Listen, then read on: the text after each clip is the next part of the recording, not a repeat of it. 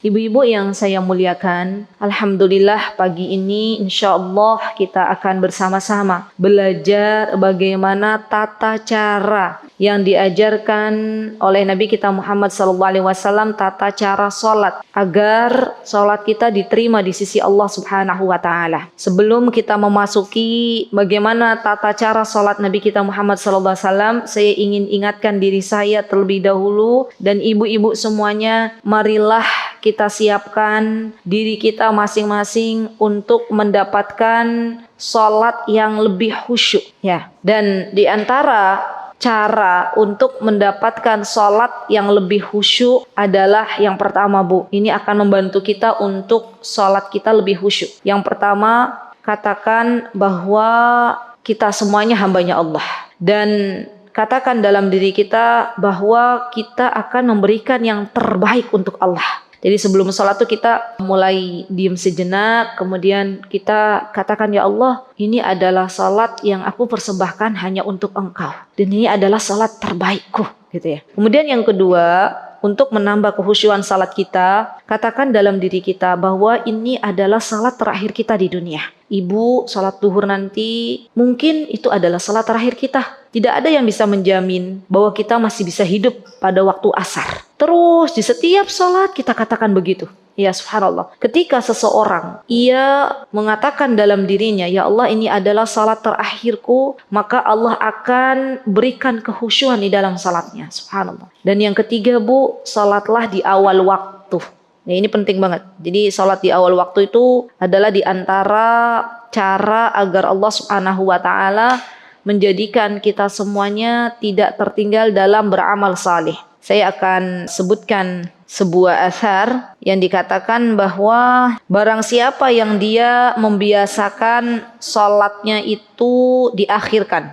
Ya ini nih. Innal insan kullama ta'akhkhar 'anis shaffil awwal watsani watsalis ay fi shalah alqallahu fi qalbihi mahabbatut ta'akhir fi kulli amalis salih wal iyadu billah. Dikatakan oleh Syekh Utsaimin, ibu-ibu, siapapun insan tuh manusia, siapapun hamba Allah yang membiasakan salatnya ditunda, yang membiasakan menunda salat tidak di awal waktu, maka Allah akan tunda dirinya untuk beramal saleh. Catat baik-baik, Bu. Kalau kita biasa menunda salat, nanti masih ada waktu, maka Allah akan berikan di dalam hatinya bahwa ia pun akan menunda semua amal soleh yang lainnya. Subhanallah. Dan ini adalah sebuah kerugian, ya kan, Bu? Kita tuh pengen dalam beramal soleh itu berfastabiqul khairat, berlomba-lomba dalam kebaikan, karena itu adalah bekal untuk kita jalan pulang. Kita di dunia ini hanya sementara. Kita semuanya sedang menuju kampung halaman kita, yaitu negeri akhirat. Dan di antara bekal yang mesti kita siapkan adalah sholat. Kalau sholat kita tunda, maka Allah akan menunda semua amal sholih kita. Kita akan tidak bersegera untuk bisa bersedekah. Kita tidak bersegera untuk membaca Al-Quran. Kita tidak bersegera untuk mendidik anak-anak kita. Semua amal sholihnya akan Allah tunda karena perkara menunda sholat. Jadi di antara yang bisa membantu kita untuk khusyuk apa, Bu, tadi, Bu? Sholatlah di awal waktu. Ya, Masya Allah. Yang keempat, agar sholat kita lebih khusyuk, pahami bacaan sholat kita. Ya, Masya Allah, ini PR ya. Kita saja ada waktu untuk kita belajar pelajaran-pelajaran umum, dan kita berusaha untuk memahaminya. Apalagi dengan perkara sholat.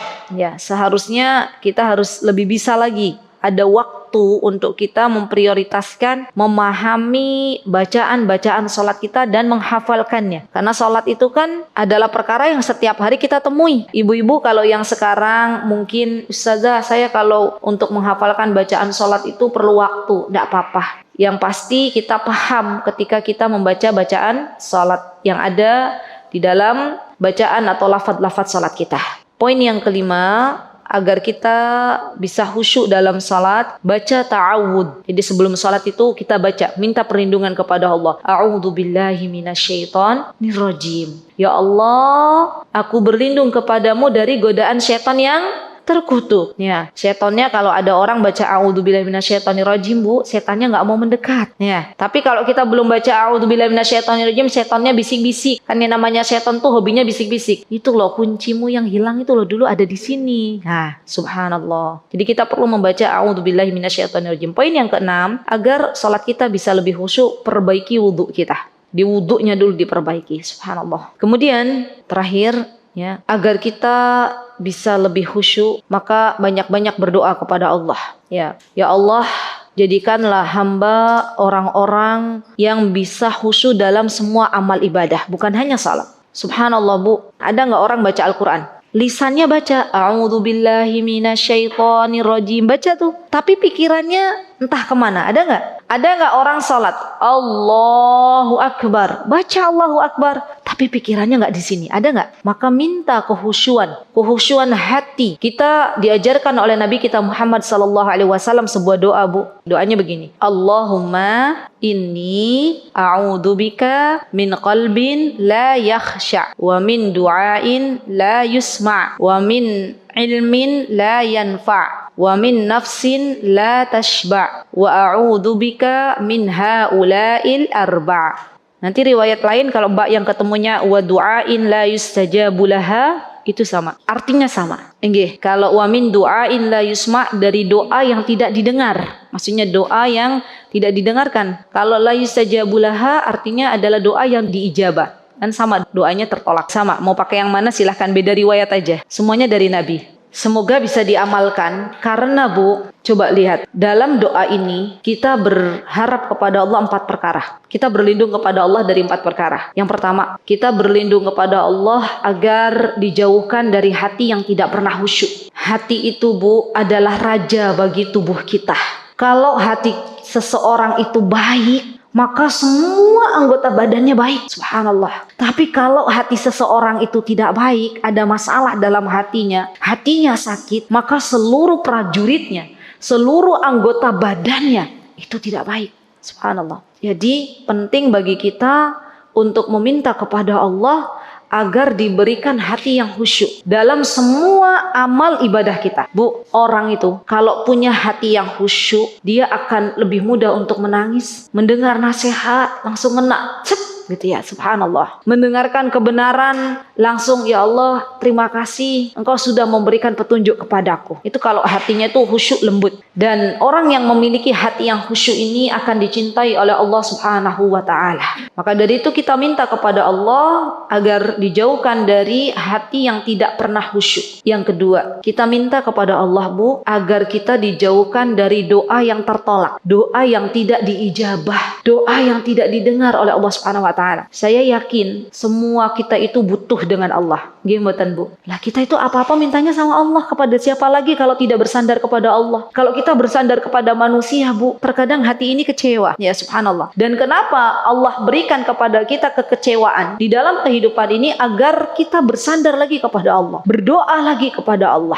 Dan kita ingin doa kita diijabah di dunia ini. Kalau ibu-ibu berdoa, itu peluangnya ada 3, Bu. Ada yang Allah langsung ijabah, langsung itu Allah ijabah. Ada yang Allah simpankan nanti di akhirat. Kita akan melihat doa-doa kita. Yang ketiga, Allah akan jauhkan kita dari mara bahaya. Subhanallah. Dan kita tidak pernah tahu kapan bala itu akan menimpa diri kita. Jadi di antara cara agar kita bisa menolak bala yang sesuai dengan anjuran Nabi kita Muhammad SAW itu, Bu, banyak-banyak berdoa. Kan ada, mohon maaf sekali, ada orang yang mau tolak bala menggunakan ritual-ritual, begitu ya, meminta kepada selain Allah Subhanahu wa taala. Padahal subhanallah, kalau kita mau bencana itu, bala itu, bahaya itu tidak sampai kepada kita, minta kepada Allah Subhanahu wa taala, berdoa. Bismillahilladzi la yadurru ma'asmihi syai'un fil ardi wala fis sama'i wa huwas samiul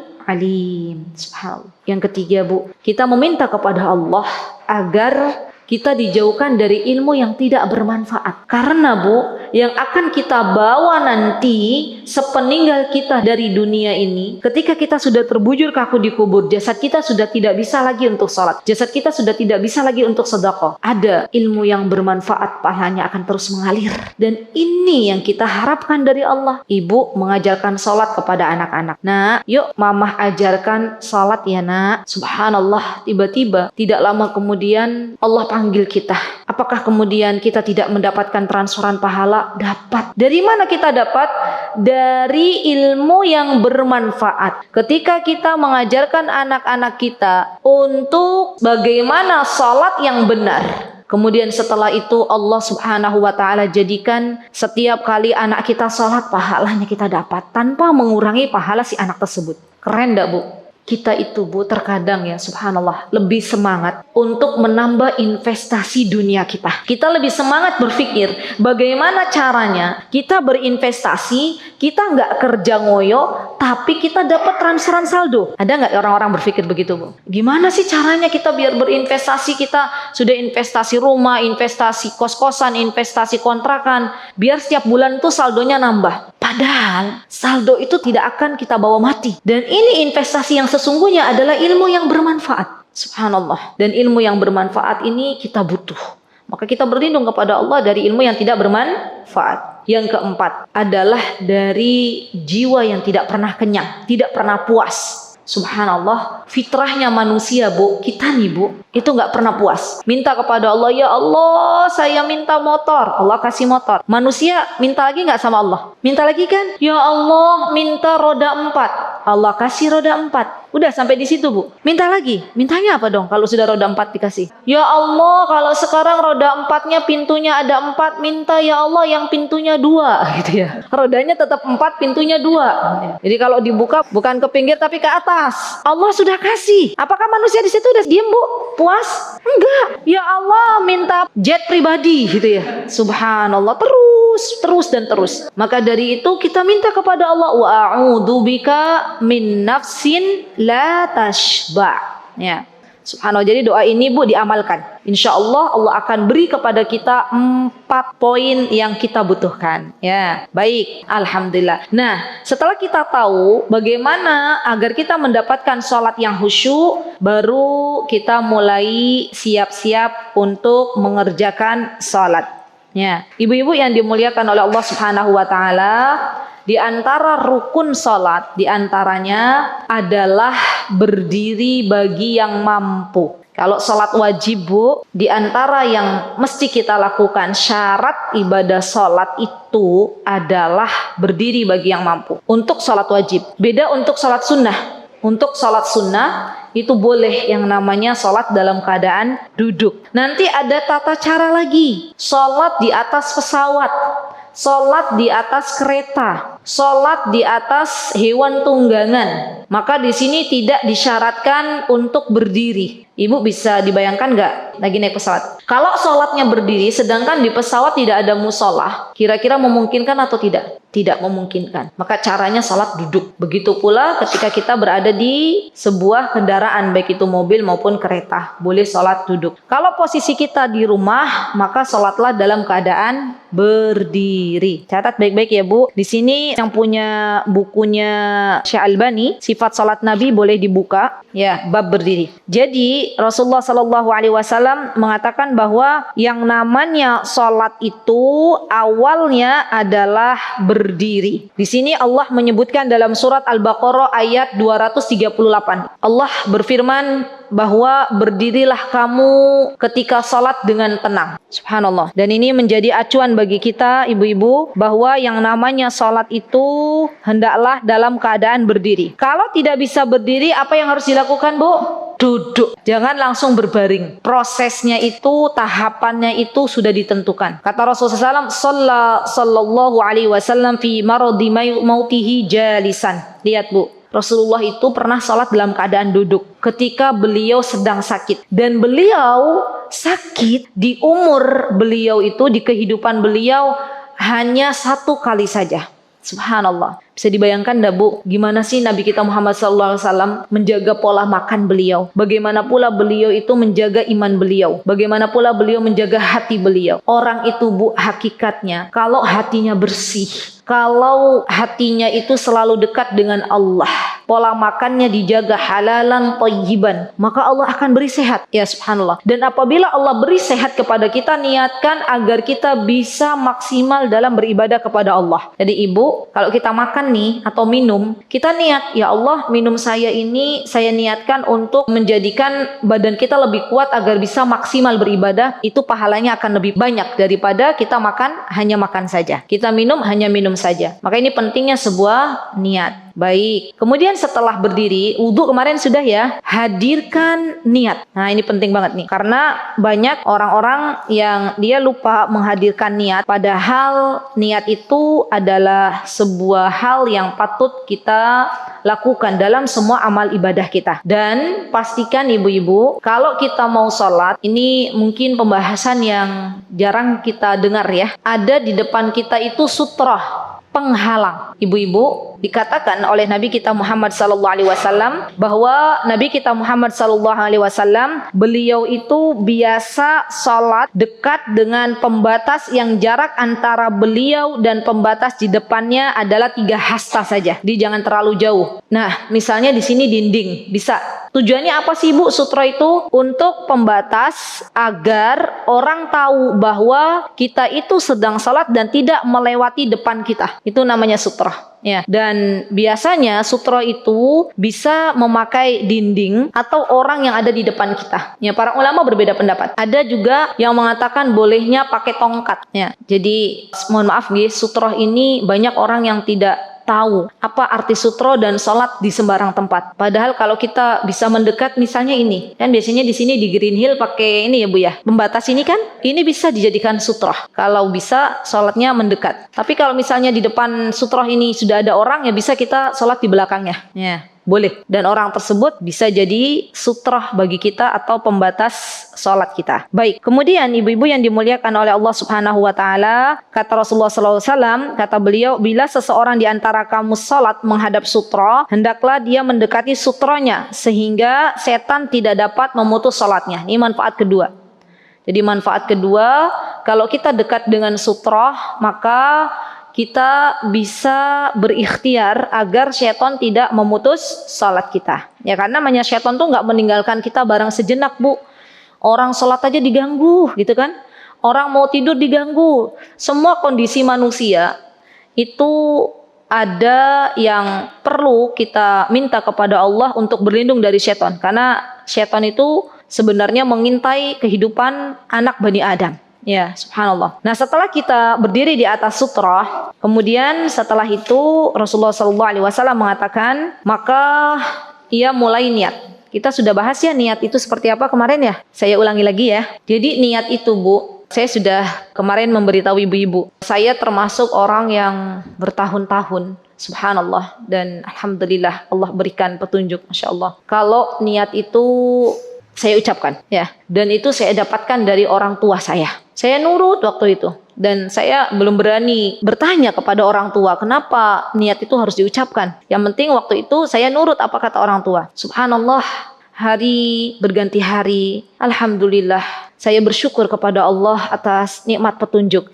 Ternyata yang dulu saya lakukan itu kurang pas ya, karena tidak sesuai dengan apa yang telah dianjurkan oleh Nabi kita Muhammad SAW. Maka mulai hari itu saya mulai mencoba untuk move on.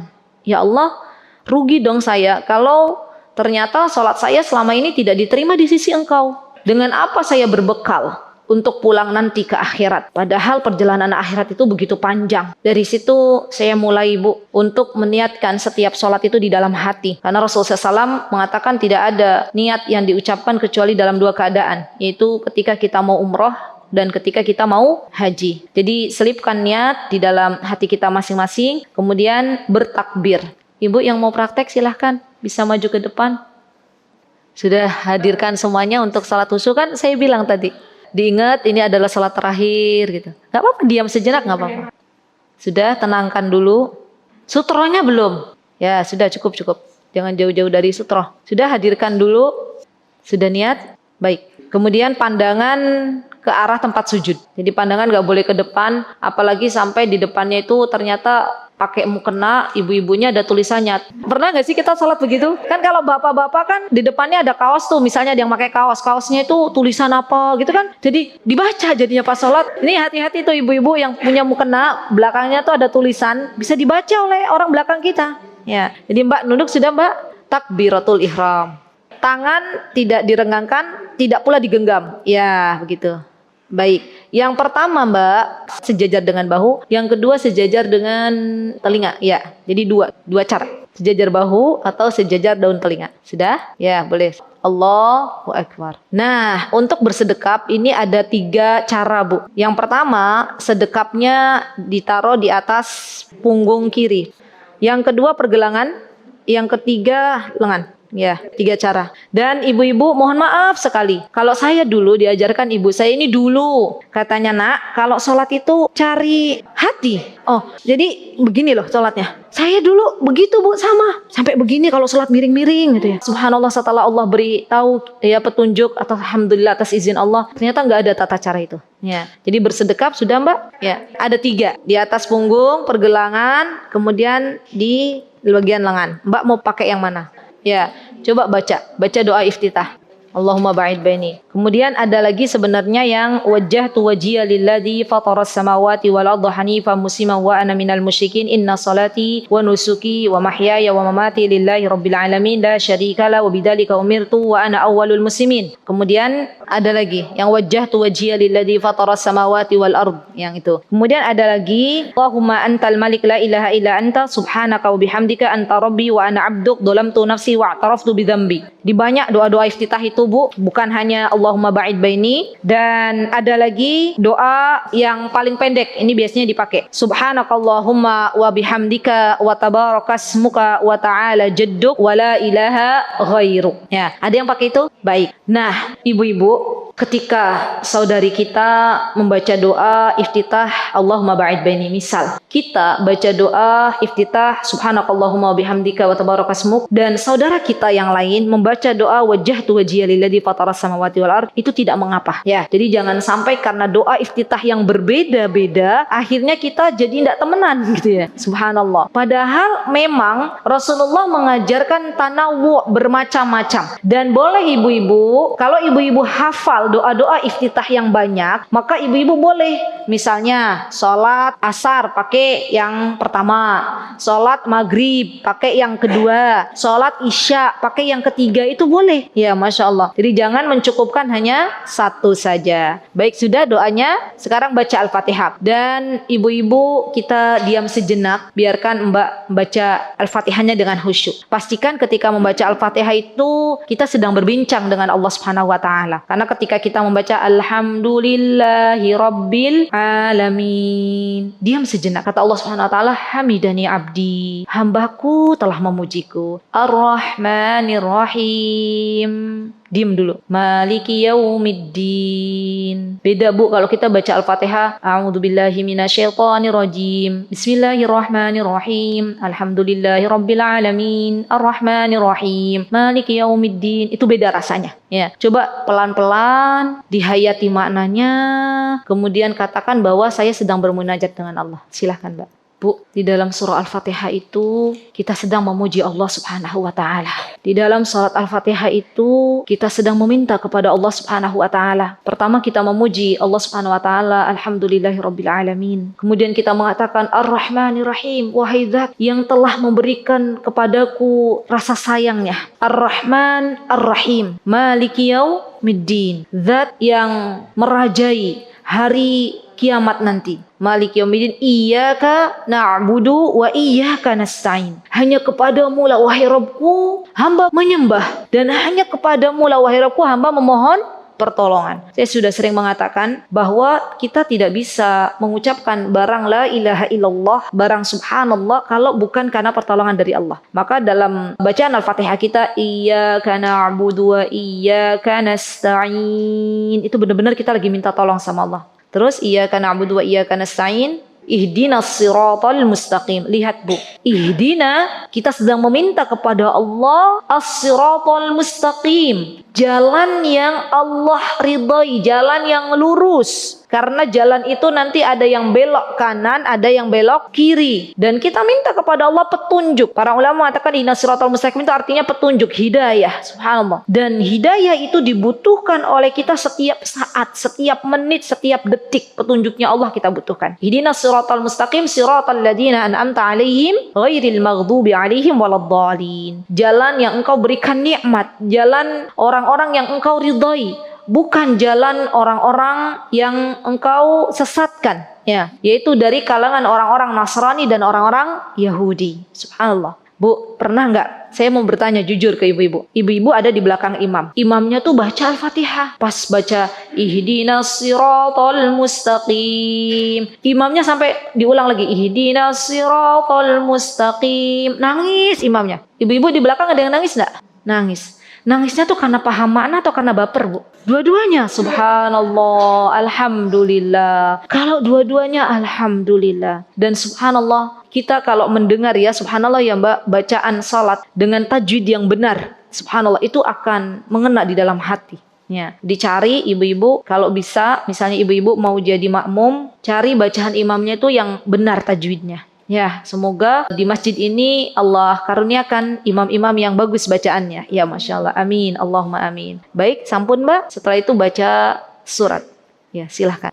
Masya Allah. Jazakillah khair. Dan ibu-ibu mohon dicatat. Jadi untuk setiap sholat itu bacaan surat kita berbeda-beda. Ya, yang terpendek bacaan sholat yang dibaca ketika kita sholat maghrib. Yang terpanjang kira-kira sholat apa Bu? Subuh. Betul. Salat subuh. Jadi Rasulullah SAW itu beliau kalau salat subuh biasa baca Al-Baqarah. Ya, Bu, Al-Baqarah itu panjang atau pendek? Panjang. Kalau diterapkan di Indonesia kira-kira makmumnya masih ada atau sudah bubar? Sudah bubar ya? Masya Allah. Baik. Kemudian ada salat namanya salat duhur. Jadi Rasulullah SAW ini ada Masya Allah lengkap bukunya. Kalau salat duhur beliau biasa membaca pada rakaat pertama beliau membaca surah As-Sajdah. Ya, Masya Allah. Dan beliau pada rakaat yang kedua biasa kadang beliau membaca surat At-Tariq atau Al-Buruj atau Al-Lail. Ya, Masya Allah. Jadi penting nih Bu, bagi kita minta kepada Allah, ya Allah mudahkanlah hamba untuk bisa menghafalkan surat-surat. Ya, nambah. Jangan hanya 3 qul. Saya hafal Ustazah surat-surat. Hafal surat apa Bu? Qul huwallahu ahad, qul a'udzu birabbil falaq, qul a'udzu birabbin nas gitu. Nah, ditambah hafalannya. Ya, minimal juz 30 kita sudah bisa. Pelan-pelan Bu. Kan pernah nggak kita dengar ada seorang nenek mulai menghafal Quran 60 tahun. Selesai 30 juz 80 tahun Bu. Jadi prosesnya berapa tahun? 20 tahun. Minta kepada Allah. Subhanallah, saya pernah membaca nasihat dari seorang guru. Beliau menasihatkan kepada anaknya, wahai anakku, jadilah engkau penghafal Al-Quran di dunia ini. Ayahnya berkata, bagaimana Mbak? Karena besok ada hari ihtifal, hari di mana diwisudanya penghafal Al-Quran di hadapan Allah di akhirat. Dan bagi siapapun yang menjalani prosesi wisuda di hadapan Allah Subhanahu wa Ta'ala, maka Allah akan katakan kepadanya, irki, rattil, wartaki, baca Al-Quran kata Allah sebagaimana engkau telah baca di dunia. Subhanallah, orang-orang menghafal Quran ini nanti baca Bismillahirrahmanirrahim. Kata Allah, naik ke derajat surga. Baca lagi, naik lagi, baca lagi, naik lagi. Subhanallah. Kita yang nggak pada punya hafalan Bu, kira-kira ngiri nggak lihat orang begitu Bu? Ya Allah, dia udah tinggi banget derajatnya ya. Kita masih di bawah gitu ya. Subhanallah. Jadi nggak ada kata menyesal. Minta kepada Allah agar kita digolongkan untuk orang-orang yang bisa membaca Al-Quran, menghafal Al-Quran. Amin. Allahumma amin. Sudah Mbak? Silahkan takbir intikal. Yang pertama tadi namanya takbiratul ihram. Beda ya Bu. Kalau takbir dari satu gerakan, sekarang Mbak keadaannya berdiri, mau ke gerakan ruku, kan ada takbir. Ini namanya takbir intikal. Apa itu takbir intikal? Takbir perpindahan. Silahkan. Keadaan ininya Mbak, tangannya mencengkram lutut, dicengkram lututnya. Udah lurus belum Bu? Udah? Mbak sudah bisa merasakan Mbak? Subhanallah, keadaan tertarik ini Bu, artinya sedang peregangan otot. Betul. Betul. Dan itu sebenarnya subhanallah tanpa kita sadari ya Bu, subhanallah gerakan-gerakan salat itu akan menyehatkan kita. Kalau benar gerakannya, ya kalau benar gerakannya. Coba sekarang Mbak mulai merasakan yang tadi segimana dan langsung lurus, bisa nggak? Jari jemarinya direnggangkan Mbak, iya, dicengkeram lututnya. Kata Rasulullah, orang ruku yang benar itu, jadi bisa dikatakan ruku seseorang itu benar Bu, kalau air berada di atasnya nggak tumpah, itu baru rukunya benar. Rasulullah SAW mengatakan kana idza raka'a basata daruhu wa sawwa hatta law subbiha 'alaiha al-ma lastaqar. Jadi kalau ada air ditaruh di atasnya itu nggak jatuh, itu baru rukunya benar. Tapi kalau rukunya masih belum benar, air ditaruh dia tumpah. Kalau sudah sejajar gini kan air ditaruh nggak tumpah. Baik, standarnya begini Bu. Yang penting kita sudah berusaha agar kepala kita tidak terlalu menunduk dan kepala kita tidak terlalu mendongak. Ya, pastikan aja kita itu sudah sejajar dengan punggung. Kalaupun sampai kita nggak sejajar akhirnya, insya Allah Allah mengampuni dosa kita. Nggak sampai juga kita bawa penggaris, ya, terus dijejerkan, serot, ini udah bener belum meteran gitu ya. Enggak ya. Yang penting mbak-mbak ketika ruku, ibu-ibu pastikan kepala tidak terlalu ke bawah dan tidak terlalu mendongak. Sampun Mbak. Dan ruku ini jangan terlalu cepat, dinikmati. Karena Rasulullah SAW itu biasa memperpanjang ruku dan sujud. Ya, subhanallah. Dinikmati, baca doa ruku Mbak, silahkan. Ibu, bacaan ruku itu banyak. Ya, yang pertama bacaan ruku yang ada di sifat salat Nabi ada Subhana Rabbiyal Azim. Itu yang pertama. Yang kedua Subhana Rabbiyal Azimi wa bihamdi, yang tadi dibaca oleh mbaknya. Yang ketiga Subuhun Quddusun Rabbul Malaikati Warruh. Yang keempat Subhanakallahumma wa bihamdika Allahumma gfirli. Yang kelima Allahumma laka raka'tu wa bika amantu wa laka aslamtu anta rabbi khasha'a laka sam'i wa basari wa mukhi wa 'azmi wa 'asabi. Ini bacaan yang kelima. Bacaan yang keenam Allahumma laka raka'tu wa laka amantu wa laka aslamtu wa bika amantu wa 'alaika tawakkaltu anta rabbi. Yang ketujuh Subhana dzil jabaruti wal malakut wal kibriya'il 'azamah. Ya, dan subhanallah ibu-ibu, bacaan ruku itu mutanawwi', bermacam-macam. Maka boleh silahkan, saya tidak memaksa ibu-ibu harus bacaan rukunya ini, enggak. Ya, silahkan, pilih, monggo silahkan. Ibu-ibu ya, siap ya. Dan tadi memperlama ruku, jangan cepat-cepat. Karena memang Rasulullah SAW beliau membiasakan ruku yang lama. Baik. Dan ketika ruku tidak boleh membaca Al-Quran.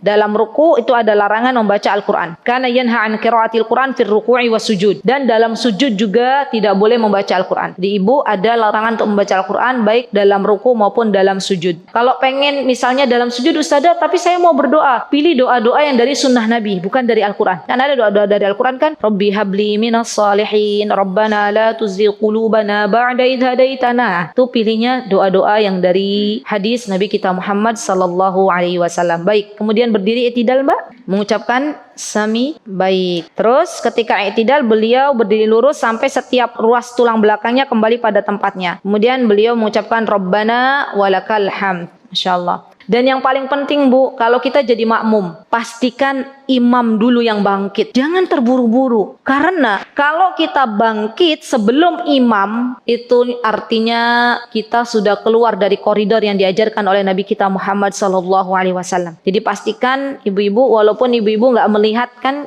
kalau pakai sitaro ini nggak kelihatan imamnya ya, tapi kan bisa mendengar, ya kan? Dan imam itu hendaklah mengeraskan suaranya. Kalau mau jadi imam, jangan suara ketika mengucapkan Allahu Akbar, Sami'allahu liman hamidah, itu harus dikeraskan biar makmum dapat mendengar. Ya, pastikan imam bangkit dulu baru kemudian bangkit. Baik, sudah Mbak? Sudah baca doa Sami'allahu liman hamidah, Allahumma rabbana walakal hamd? Sampun?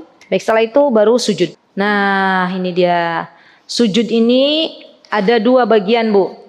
Rasulullah SAW itu meletakkan kedua tangannya ke tanah sebelum meletakkan kedua lututnya. Kemudian posisi tangan itu tidak menghimpit begini ya Bu. Bu, saya tuh waktu dulu diajarin sama ibu saya, kalau yang namanya sujud itu harus begini. Dan itu saya lakukan bertahun-tahun. Dan ternyata yang namanya sujud itu posisinya sama tidak ada perbedaan antara kaum laki-laki dan kaum perempuan. Ya subhanallah. Ya bagaimana Mbak? Oh nggak apa-apa. Kalau memang ada keadaan yang darurat, ya misalnya seperti hamil, nggak apa-apa lutut dulu begitu kan ya Mbak ya? Boleh, boleh, boleh. Nanti insya Allah saya juga akan jelaskan tentang duduk istirahat. Duduk istirahat sebelum bangun itu kan bisa dipakai dan juga bisa tidak dipakai. Tergantung kebutuhan masing-masing. Ya jazakillah khair barakallahu fiik. Sudah Mbak? Sujud sudah? Baik, pastikan sujud 7 anggota badan sujud tertempel dengan baik. Sab'ati a'dham. Yang pertama Mbak adalah al-jabha. Al-jabha itu kening sekaligus hidung Bu. Kening sama hidung tertempel sudah. Yang kedua adalah 2 tangan. 2 tangan. Ya, 2 telapak tangan. Yang ketiga 2 lutut. Sudah. Yang keempat jari-jari kedua kaki. Yuk ditegakkan. Dan memperlama. Coba dihitung ya. Kening sampai hidung 1. Terus tadi berapa lagi? 2, 3 adalah 2 telapak tangan. Ya. 4, 5 2 lutut. Ya kan? 6, 7 jari-jari telapak kaki. Berarti 7 anggota badan ini harus tertempel. Jadi mohon maaf jari harus berdiri. Nggak boleh ditidurkan. Kemudian Mbak, ini ya ibu-ibu, tata cara yang diajarkan oleh Rasulullah SAW, kata beliau, kana yarfa'uhuma 'anil ardi. Beliau mengangkat kedua tangannya. Tangannya pastikan diangkat, jangan dikempit ya. Kemudian setelah itu beliau wa yuba'iduhuma an jambaihi, menjauhkannya dari lambung, Mbak. Dijauhkan dari lambung. Nah, setelah itu beliau mengatakan hatta yabdu wa bayatu ibtaihi min waraihi. Sampai mohon maaf warna putih ketiak beliau terlihat oleh orang yang ada di belakangnya. Kalau sholatnya sendiri bisa direnggangkan lagi tangannya sebenarnya. Iya, kalau sholatnya sendiri tarik ke kanan sama tarik ke kiri Mbak, tangannya. Tapi kalau sholatnya berjamaah nggak boleh seperti ini. Jadi merenggangkan sampai sebelahnya tuh, kok ya sempit gitu ya. Ya, jadi sesuai kebutuhan. Sudah Mbak? Baik. Kemudian ibu-ibu di sini setelah sujud, lamakan sujud. Jadi jangan cepat-cepat dan tidak boleh, ini yang larangan ya. Tangannya dibeginikan Mbak. Akan ada orang sujud begini. Ini yang nggak boleh. Coba Mbak sujud. Ya, ini contoh yang dilarang. Contoh yang nggak boleh. Ya. Rasulullah SAW mengatakan bahwasanya ini mohon maaf ya, sujud yang seperti ini itu seperti posisi anjing. Ya, jadi nggak boleh. Secapek-capeknya kita nggak boleh sujud seperti itu. Ini yang nggak boleh, Sudah Mbak. Dan ketika sujud harus tumakninah. Ruku juga tumakninah. Subhanallah, jangan sampai kita menjadi pencuri-pencuri sholat. Di antara pencuri sholat itu yang sujudnya kayak pelatuk burung. Coba Mbak praktekkan Mbak, pelatuk burung gimana? Tek. Nah, itu yang nggak boleh. Ya, jadi pelatuk burung tuh tek, tuh bangkit lagi. Subhanallah. Dan ini banyak terjadi. Subhanallah. Saya kalau pas lagi di perjalanan, misalnya ya, pas lagi di tol gitu, di area-area, itu banyak ibu-ibu ya terutama. Sholatnya cepet-cepet ya subhanallah. Walaupun sedang dalam perjalanan kan kita dikosar sholatnya 2 rakaat. Maka tidak boleh cepat-cepat. Tetap kita berikan haknya. Haknya ruku tumakninah dengan tenang. Tumakninah itu pastikan badan kita tidak bergerak ya. Jadi benar-benar khusyuk. Kemudian di antara doa yang dibaca doa apa Mbak? Subhana rabbiyal a'la. Sudah? Dan doa ruku sama doa sujud itu sedikit perbedaan. Dan doa sujud juga banyak sekali macamnya. Sampun. Setelah itu kemudian bangkit dari sujud, ya duduk di antara 2 sujud namanya. Dan Nabi kita Muhammad SAW duduknya dengan iqla. Apa itu iqla? Duduk dengan menegakkan telapak dan tumit kedua kakinya. Sudah Mbak? Sudah benar? Sudah seperti itu ya. Dan ini disesuaikan Bu dengan mohon maaf dengan pribadi orang. Jadi maksudnya kalau mohon maaf sekali kan badannya orang kan beda-beda. Ya, nggak mesti misalnya harus. Yang penting kita sudah berusaha. Subhanallah. Kadang mohon maaf ada saya tuh pernah lihat lansia yang kalau habis sujud ya, itu tuh nggak bisa duduk lama-lama, ya kan? Nggak bisa duduk lama-lama, cuman sebentar sampai nunduk-nunduk begini. Bagaimana Ustazah? Kalau sudah lansia, boleh. Karena itu adalah keadaan darurat, ya. Atau misalnya orang lansia, nggak bisa kalau sujud pakai kursi, boleh nggak? Boleh. Ya, subhanallah. Jadi Allah tuh maha baik, meringankan apa-apa yang menjadi sebuah hal darurat. Silahkan baca Mbak doanya. Jadi di antara duduk 2 sujud tuh kalau pengen yang simple itu baca Rabbighfirli. Itu 2 kali cukup. Kalau yang Mbak mau ambil yang pertama tadi, bacaannya Allahumma ghfirli warhamni wajburni warfa'ni wahdini wa'afini warzuqni. Gitu.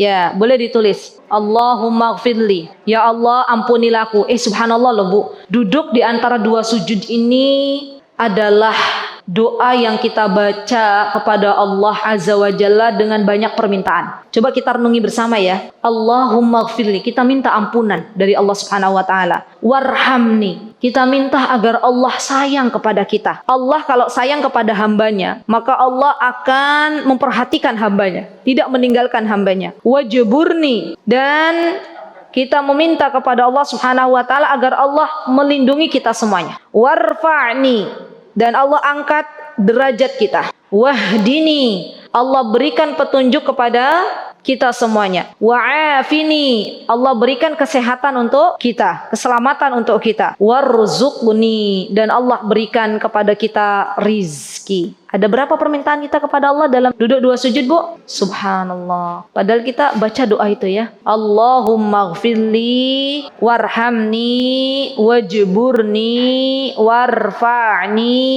wahdini wa'afini warzuqni. Wa'afini. Wa'fu anni itu sebenarnya lafadznya adalah wa'afini. Sama artinya. Rabbighfirli duluan. Boleh, langsung Rabbighfirli warhamni wajburni, boleh. Itu yang paling simpel. Iya. Misalnya ibu-ibu lagi sholat dalam keadaan ditungguin orang, misal, ya. Ibu-ibu lagi sholat, orang-orang nunggu, nggak apa-apa, ucapkan aja Rabbighfirli, cukup, sudah. Ya itu juga bisa. Sudah, Mbak? Oke. Balik lagi, Mbak. Maaf. Sampun, terus sujud lagi ya tadi ya? Sujud lagi. Nah, ini kita prakteknya 1 rakaat aja ya, Bu. Iya, sujud lagi.